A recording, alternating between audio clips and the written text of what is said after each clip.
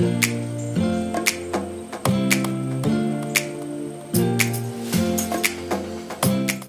teman-teman semua, balik lagi ke podcast Ruang Temu Rasa. Kita bertemu berbagi rasa. Pada kesempatan kali ini saya bersama Mbak Umi dari Fatayat NU Kabupaten Bantul.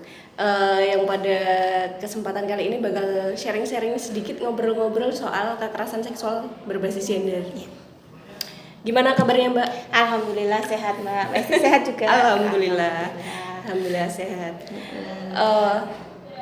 Mbak Umi, kalau kita bicara soal kekerasan seksual berbasis gender, menurut Mbak Umi sendiri kekerasan seksual berbasis gender itu seperti apa sih?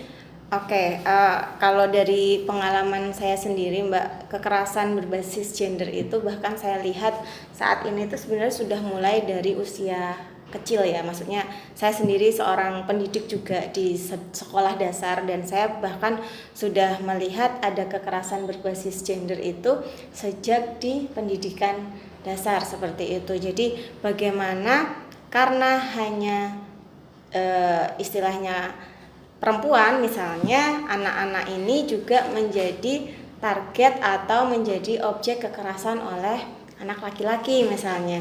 Kemudian hal ini yang saya lihat akhirnya memang bias gender ataupun perspektif gender yang sudah terbangun saat ini di masyarakat, yang sudah bertahun-tahun, yang memang kita perspektifnya perempuan itu ya memang seolah-olah wajar menjadi objek kekerasan seperti itu. Saya kira memang masih menjadi PR yang cukup berat ya di masyarakat kita gitu. Iya. Jadi bahkan yang saya lihat itu dari pendidikan dasar, dari anak-anak saja itu sudah ada kekerasan di sana. Jadi terhadap anak-anak perempuan itu, entah ini karena konstruksinya melihat dari keluarga atau apa gitu ya. Cuma itu terjadi. Nah, saya kira ini memang perjalanan kita terkait mimpi untuk kesetaraan gender, bagaimana perempuan ini mendapatkan kehidupan yang bermartabat, setara, itu masih cukup panjang begitu. Iya. Jadi memang benar ya Mbak, memang sudah sejak kecil itu udah ada mungkin bullying kayak gitu ya di kalangan anak-anak kayak gitu ya, udah mengkotak-kotakan bahwa laki-laki itu lebih punya power gitu. Betul. Ya, lebih punya kekuatan gitu ya, sedangkan perempuan udah diidentikan dengan lemah. Dan salah satu contoh misalnya gitu ya, piket kelas itu kalau keseharian sebenarnya guru itu sudah mencampur antara anak laki-laki dan perempuan, karena kita sendiri kan sudah memahami bahwa tanggung jawab itu sama antara murid laki-laki dan murid perempuan. Cuma pada prakteknya saya sering menemui itu anak-anak laki-laki itu nggak mau piket gitu, yang piket itu anak perempuan gitu. Kenapa? Karena ada statement juga yang mengatakan itu kan nyapu itu tugasnya perempuan gitu. Nah, kadang kita juga pelan-pelan enggak, jadi laki-laki pun punya tanggung jawab bersama di sini. Kalian sama posisinya sebagai siswa di sini misalnya. Nah, hal-hal kayak gini masih ada juga gitu terjadi di lingkungan kita, di masyarakat kita. Betul Gitu. Jadi emang kalau berbicara soal kesetaraan itu mungkin kalau di edukasi di sekolah sudah baik, tapi mungkin PR-nya masih lagi di rumah gitu ya. Karena di rumah mungkin contohnya yang menyapu hanya ibunya saja, bapaknya tidak pernah membantu untuk menyapu, tidak pernah mencuci piring kayak gitu. Jadi kalau bicara soal gender sebenarnya peran yang bisa dipertukarkan antara laki-laki dan perempuan gitu ya. Bukan suatu kewajiban bahwa ya harus masak tuh ya ibu kayak gitu, tapi sebenarnya juga bapak juga bisa nih kayak gitu. Nggak masak lauknya deh, masak nasinya kayak gitu kan bisa kayak gitu. Cuma mungkin bisa didiskusi, bisa nggak sih ada ruang diskusi gitu Mbak kalau di sekolah sama orang tua? Nah, sebenarnya kan ruang-ruang diskusi itu sebenarnya ada gitu ya dengan orang tua terkait dengan bagaimana menanamkan kesetaraan gender terhadap anak di rumah misalnya. Kita ada misalnya POT, itu Persatuan Orang Tua gitu, dan itu ada pertemuan juga kan, ada beberapa bulan sekali misalnya itu ada pertemuan. Nah, di ruang-ruang itu sebenarnya sangat memungkinkan kita untuk istilahnya memberikan edukasi kepada orang tua. Hanya saja kalau saya lihat tantangannya adalah mindset perempuan itu sendiri, mindset keluarga sendiri misalnya, ada juga yang merasa bahwa ya perempuan tidak merasa bahwa itu kekerasan gitu loh Mbak. Jadi iya. Jadi Betul, ya betul. emang ini tugasnya perempuan gitu. Jadi kayak ya sudah kayak gini nggak apa-apa. Emang perempuan tuh ini kok tempatnya repot. Lebih berat karena sudah berkeluarga, harus ngurus anak, ngurus suami, harus kerja. Dan mindset seperti ini sebenarnya saya mengalami sendiri tidak hanya di kalangan masyarakat yang misalnya uneducated misalnya, tapi di masyarakat yang well educated pun betul. itu masih kayak gitu. Jadi si perempuan yang bahkan misalnya sudah well educated, punya pekerjaan tetap misalnya, kemudian penghasilan sendiri, cuma ternyata yang dialami di rumah dia memiliki peran beban ganda, kemudian burden ya. Nah itu tuh dianggapnya ya sudah ini memang perempuan tuh ya memang kayak gini Seperti gitu ini, loh. gitu ya. Jadi kayak ya PR-nya memang banyak sekali gitu. Iya betul sih, kalau bicara soal perspektif kita memang nggak mudah seperti membalikkan telapak tangan gitu ya. Memang harus dibangun berkali-kali, diajak berdiskusi berkali-kali, kemudian mungkin baru akhirnya bisa harapan kita untuk relasi-relasi setara tuh baru bisa terwujud. Betul. Gitu. Tapi kalau perspektif itu udah susah, udah saklek, itu. Nah belum lagi kan kalau di masyarakat yang religius ya, jadi kadang-kadang perempuan-perempuan ini sebenarnya kekerasan itu tidak hanya terjadi pada perempuan ya, sebenarnya juga terjadi pada laki-laki. Kita tahu itu, cuma karena kita lebih banyak mendapati yang perempuan kalau saat ini gitu, perempuan-perempuan ini ketika sudah dihadapkan dengan dalil agama misalnya, nah itu akhirnya juga yang kok ndak dosa, suami itu kan harus ditaati gitu kan. Jadi harus dibekteni, kalau orang Jawa kita harus berbakti kepada suami. Ya ada yang harus sampai ngeladeni minumnya, padahal dia juga punya Kemampuan beban yang lain ya. Padahal suami ini kan sebenarnya juga bisa gitu, membuat kopi sendiri, membuat minum sendiri. Cuma akhirnya ada yang sebenarnya merasa nggak nyaman dengan beban ganda itu, kadang uring-uringan juga karena merasa aku udah kerja, udah ngurus anak, masih suamiku tuh kalau nggak diambilin makan nggak mau makan, kalau nggak diambilin minum nggak minum. Ada yang misalnya kalau dibeliin tuh nggak mau, jadi harus Masak, istrinya yang masak, padahal dia harus bekerja, masih ngurus anak, dia juga harus ngantar anak, jemput anak.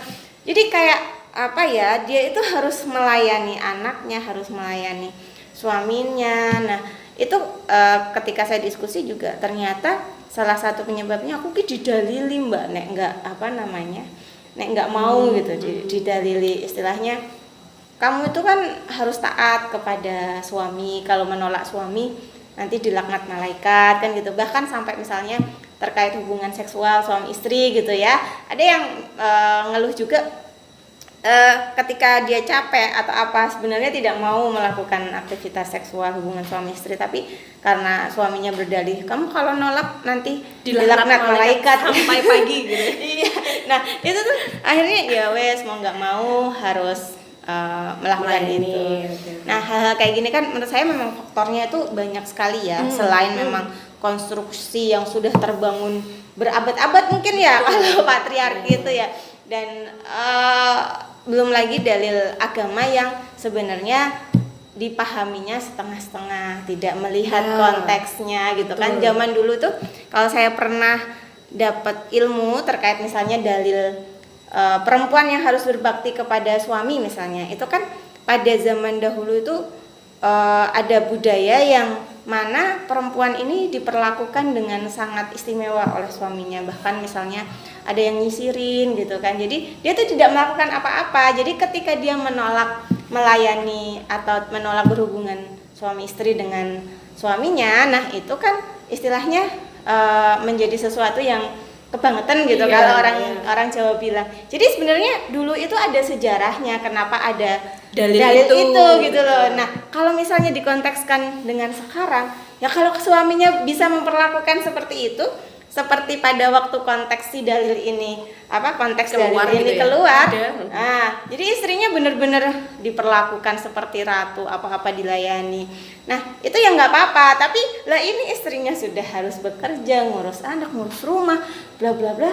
Lah ketika tidak istilahnya kecapean ketika akan melakukan hubungan suami istri masih dipaksa dan didalili. Nah, itu kan istilahnya ilmunya belum cukup Betul. dalam gitu loh.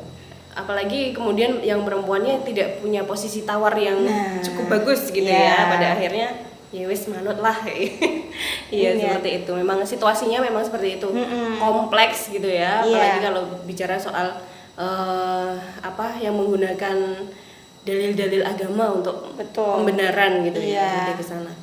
Menarik sih kalau berbicara soal, karena Mbak Umi kan ini di Fatayat ya, Nggih. basicnya kalau Fatayat mungkin saya sedikit menyinggung soal ada nggak sih kaitannya kekerasan seksual berbasis gender ini juga di kalangan pondok pesantren atau yang baru belum lama ini ya ada kasus ya di beberapa pondok pesantren gitu yang kita temui sama-sama gitu, pada akhirnya juga santri perempuan ini nggak punya daya nih gitu ya.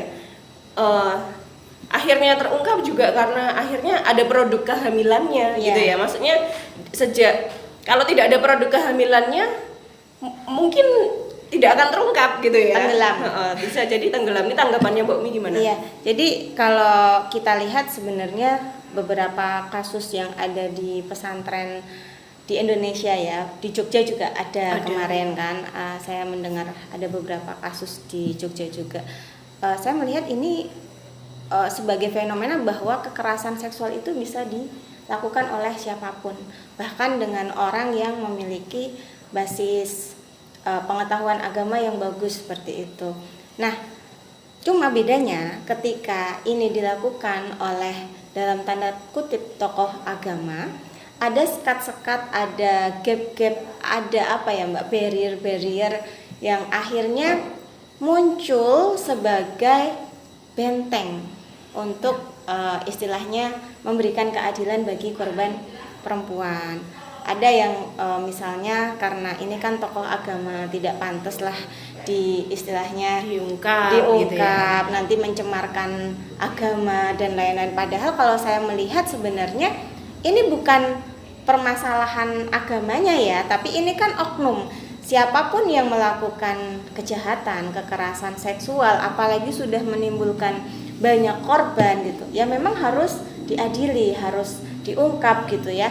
Supaya apa? Supaya tidak terjadi pelanggengan terhadap kekerasan seksual. Betul. Ya kan? Saya kira nggak ada lah orang yang mau misalnya di pondok-pondok pesantren ini terjadi lagi kekerasan seksual. Tapi ketika tidak ada tindakan, tidak ada keadilan yang diberikan kepada korban, saya kira justru nanti salah satu dampaknya itu kepelanggengan kan. Oh ya nggak apa-apa lah kalau yang ngelakuin tokoh agama misalnya. Nah ini yang bagus tuh kayak misalnya kemarin yang punya pondok pesantren di mana itu kan dihukumi mati ya Mbak, dijatuhi hukuman mati kan yang siapa? Yang di daerah Jawa Barat atau mana kemarin? Itu kan akhirnya dapat hukuman mati. Akhirnya itu kan dapat hukuman mati. Jadi saya kira ini sudah cukup progresif dengan adanya undang-undang penghapusan kekerasan seksual ini kan. Nah ini tapi saya juga tetap optimis sih sebagai warga negara Indonesia bahwa kita pasti juga dengan adanya daya dukung dari kebijakan, dari dari tokoh-tokoh agama yang lain juga, karena ini kan oknum kan. Ya, tidak ada yang namanya ajaran agama di agama apapun kok membenarkan kekerasan seksual, itu nggak ada. Saya yakin nggak ada yang ngajarin kamu kalau udah punya ilmu agama yang bagus nggak apa-apa melakukan kekerasan seksual, nggak ada kan kayak gitu. Artinya sebenarnya tokoh-tokoh agama yang memahami ilmu, yang memiliki kedalaman ilmu ini juga sangat mendukung bagaimana kekerasan seksual ini bisa dihapuskan gitu, bisa istilahnya perempuan-perempuan ini aman dari kekerasan seksual gitu loh. Jadi ya walaupun menimbulkan pro dan kontra, kalau saya sendiri ya harus diungkap, harus diberikan keadilan bagi korban. Ya, yang pertama supaya tidak terjadi pelanggengan, yang kedua supaya perempuan-perempuan yang ada di lingkungan pondok pesantren ini juga memiliki istilahnya daya tawar gitu. Kalau sebelumnya belum punya daya tawar karena relasi kuasa dengan kiainya, misalnya dengan pengasuhnya misalnya. Nah, sekarang dengan adanya keadilan hukum ini kan mereka punya daya tawar sendiri gitu. Iya. Kadang juga ada pembenaran lagi bahwa ketika jadi korban kekerasan seksual sampai mengandung atau hamil kayak gitu, biasanya kemudian ditawarinya adalah salah satu skema untuk menutupinya dalam basis agama itu biasanya ya sudahlah dinikahi saja gitu, karena juga ini nanti nikahnya juga sama kiainya atau pengasuhnya gitu, nanti dapat amali ibadah kayak gitu-gitu. Iya nggak sih, maksudnya akhirnya pembenaran itu jadi dalil lagi nih kayak gitu yang keluar. Jadi ini ya Mbak, kadang-kadang ketika dalam situasi yang sudah seperti itu, upaya-upaya damai itu dilakukan oleh oknum-oknum tadi kan, dengan dalih-dalih pembenaran yang sebenarnya itu istilahnya hanya semacam manipulasi kan kalau menurut saya, biar dapat berkahnya tadi, misalnya nanti keturunannya istilahnya keturunan yang baik, bla bla bla gitu kan. Nah, tapi saya kira menikahkan apalagi masih usia anak ini kan tidak solutif ya, justru bisa menimbulkan masalah baru, karena yang namanya masih anak itu kan emosinya belum stabil, kondisi fisiknya juga belum bagus, belum siap. Misalnya sampai mengalami kehamilan pun resiko, ketika dia hamil saja sudah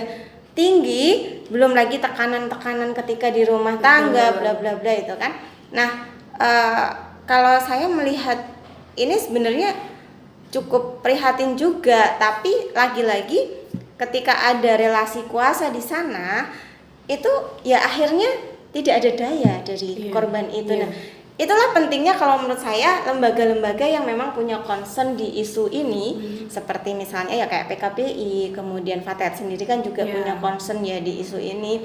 Kemudian ada pihak-pihak lain, lembaga-lembaga yang memang punya support system di sini tuh membackup gitu. Nah, ketika tidak ada daya dukung dari luar, akhirnya si korban ini juga tidak akan berdaya gitu ya, sudah istilahnya lah pasrah aja, nggak apa-apa. Akhirnya nggak berani speak up gitu ya, nggak berani bicara, karena takutnya nanti kalau aku bicara, aduh terus nanti gimana dengan diriku, dengan keluargaku, kayak gitu ya.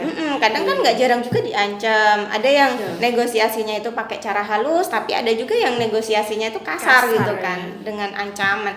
Nah, ini menurut saya pentingnya lembaga-lembaga yang punya support system untuk masuk, untuk ikut membantu dalam kasus-kasus seperti ini. Betul. Jadi memang seperti yang Mbak Umi sampaikan tadi, bahwa memang pelaku kekerasan ini bisa siapapun, bisa terjadi dimanapun dan kapanpun gitu ya, bahkan di lingkup pondok gitu ya. Jadi memang mudah-mudahan sih sebenarnya dengan kecanggihan teknologi, kayak kita sebenarnya membuat podcast ini sebagai media edukasi buat siapapun, buat perempuan ataupun laki-laki yang menonton, bahwa memang jangan sampai kedepannya tuh terjadi lagi dan lagi kekerasan seksual berbasis gender ini, baik di lingkungan masyarakat, di lingkungan sekolah, di lingkungan pondok, itu jangan sampai lagi terulang kayak gitu.